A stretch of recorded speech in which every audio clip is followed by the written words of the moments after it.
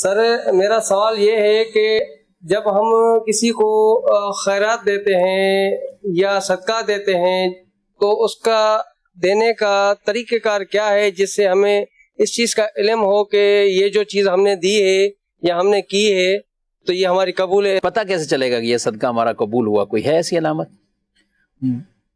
اس طرح کی واضح کوئی علامت کہ جس میں قبولیت کا احساس ہو جائے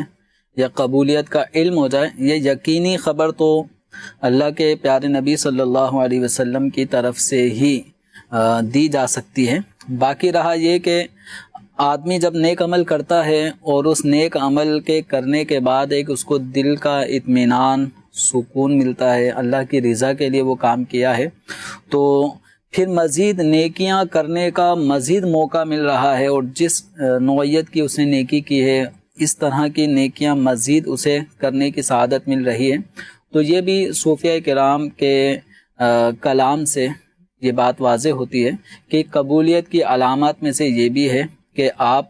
کو اللہ تعالیٰ نے دوبارہ اس نیکی کے کرنے کا موقع دیا۔ جیسے نماز اللہ کی بارگاہ میں قبول ہوئی یا نہیں ہوئی، حقیقتاً تو اللہ ہی جانتا ہے کہ وہ نماز بندے نے جو پڑھی ہے وہ قبول فرمائی یا نہیں، لیکن ایک نماز ادا کرنے کے بعد،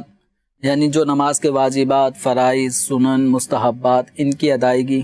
اور اسی طرح نماز توڑنے والی چیزوں سے اجتناب، مکروہات تحریمی تنزیہی، ان سے اجتناب کرتے ہوئے اللہ کی رضا کے لیے جب نماز پڑھی اور پھر دوبارہ نماز کی سعادت مل رہی ہے، تو صوفیہ کرام فرماتے ہیں کہ یہ اللہ تبارک و تعالیٰ نے ایک بار آپ کو اپنے دربار میں بلایا اور پھر دوبارہ حاضری کا شرف عطا فرمایا، تو یہ پچھلی نماز کی قبولیت کی علامات میں سے۔ تو یہ ہمیں حسن ظن بھی رکھنا ہے، اور اللہ تبارک و تعالیٰ سے بندہ جو گمان کرتا ہے اللہ تعالیٰ اس کے ساتھ ویسا ہی معاملہ فرماتا ہے، تو ہمیں اللہ تعالیٰ سے حسن گمان بھی رکھنا ہے کہ ہماری عبادت کو اس نے قبول کیا، لیکن ساتھ ہی ساتھ اس چیز کا خوف بھی ہونا چاہیے کہ ہو سکتا ہے میری اس عمل کی ادائیگی میں مجھ سے نیت میں کوئی ایسی کھوٹ، فساد پایا گیا ہو جس کی وجہ سے قبول نہ ہو۔ تو بندہ عبادت کے معاملے میں خوف اور رجا، یعنی عبادت قبول ہوئی اس کی امید بھی ہونی چاہیے، اور ہو سکتا ہے قبول نہ ہوئی ہو، مجھے اب اور اچھے انداز میں عبادت کرنے کی کوشش کرنی چاہیے، تو ایک تھوڑا سا خوف کا پہلو یہ بھی ہونا چاہیے، اور بالکل مایوس بھی نہ ہو کہ ہم نماز پڑھتے ہیں پتہ نہیں قبول ہوتی ہے کہ نہیں ہوتی، یہ والا ذہن بھی نہیں ہونا چاہیے، اور بالکل یہ ذہن بنا لیں کہ میری تو ساری نمازیں قبول ہیں، تو یہ بھی ذہن نہیں بنایا جا سکتا۔ خوف اور رجا یعنی امید بھی ہو اور کہ قبول ہو گئی عبادت، اور اس بات کا خوف بھی ہو کہ شاید میری عبادت اللہ کی بارگاہ میں قبول نہ ہی ہوئی،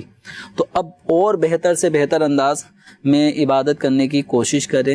تو اس انداز سے اگر عبادت کریں گے تو عبادت کرنے میں اور زیادہ ذوق شوق بڑھتا ہے۔ بعض اوقات خوف کی کیفیت غالب ہو جائے تو مایوسی شیطان کی طرف سے جب اس طرح عبادت کے معاملے میں بڑھائی جاتی ہے اور بندہ اس کا شکار ہو جاتا ہے، تو ذہن میں یہ آتا ہے یار عبادت کرنے کا کوئی فائدہ تو ہوا نہیں یا ہوگا ہی نہیں، ہماری نمازیں تو قبول بھی نہیں ہوں گی، تو اب کیا فائدہ نماز پڑھنے کا؟ تو یہ شیطان ایک سوچ پیدا کر دیتا ہے۔ اسی طرح بعض لوگوں کو اگر یہ وہم ہونے شروع ہو جائے کہ میری تو ہر عبادت ہی قبول ہوتی ہے، تو میری تو ہر نماز قبول ہے، تو میں نے جو نماز پڑھی ہے سارے اگلے پچھلے گناہ کی بخشش کا ذریعہ بن گیا۔ اب بعض اوقات ایسی امید اور ایسی قوی امید یہ آدمی کو عبادت کے معاملے میں بھی کوتاہی کی طرف لے آتی ہے کہ یعنی بہت عبادت کر لی اور ساری مقبول ہوئی ہیں، تو ایسا بھی نہیں ہونا چاہیے۔ اولیاء کا، انبیاء کا، صالحین کا طریقہ کار یہی رہا ہے کہ اللہ تبارک و تعالیٰ سے وہ امید بھی ہوتی ہے اور اللہ تبارک و تعالیٰ کا خوف بھی ہوتا ہے۔